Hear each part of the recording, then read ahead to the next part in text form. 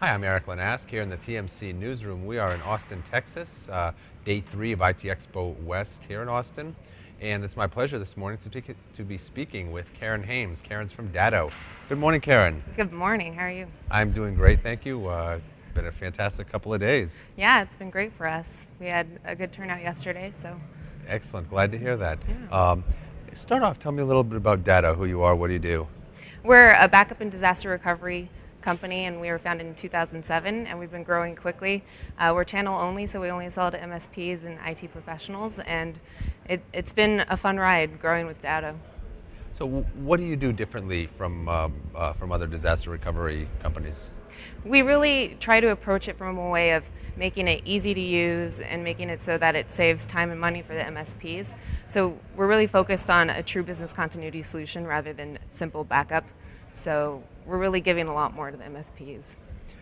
Now, I'm going to guess that convincing MSPs that they need to have a solid backup and disaster recovery plan in place is not nearly as difficult these days as it used to be. Right. A lot of people are recognizing that it's essential because the data is really the most important piece of any company. And we've seen more than our fair share of natural disasters that have created situations that people have lost data. Absolutely. So they're realizing to get that protection in place. So we were talking a little bit earlier, some of the things that MSPs can do to ensure that they properly address the situation. What are the mistakes that MSPs commonly make? There's 5 that I can really think of off the top of my head. So the first one is that they're trying to sell backup instead of business continuity. So with backup, it's just protecting the data. It's having a backup file, and there's some conversion process to get it back up and running. But with a true business continuity solution, you're also improving the recovery time objective as well as the recovery point objective.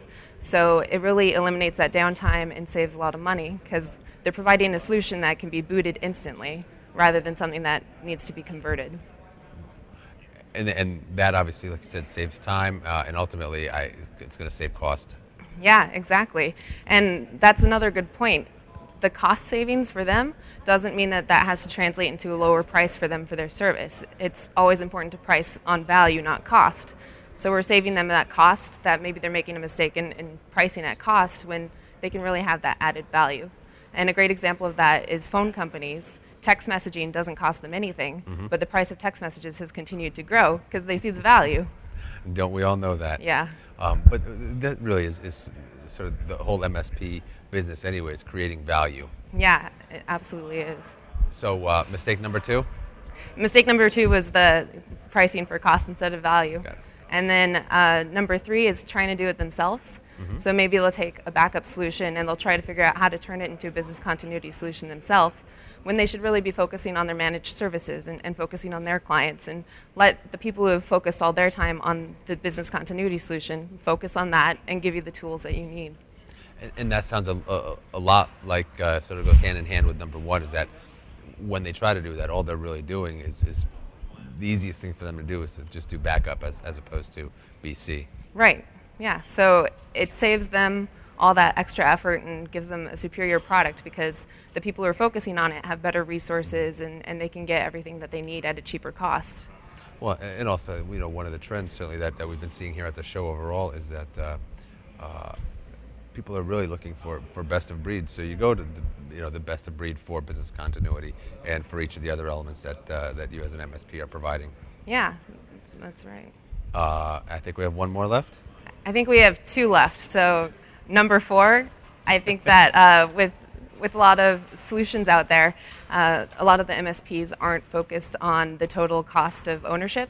So they really need to ask the questions of, if there's a disaster, is there any cost for me to get a device up and running again, some failover server? What are the hidden fees, if there are any hidden fees? So you really need to ask the questions about, okay, if this happened, if I need to seed my device, if I need a round trip to get my data off-site, is there any additional cost to any of that? So it's important to ask those questions and take that into account when you're choosing your BDR solution.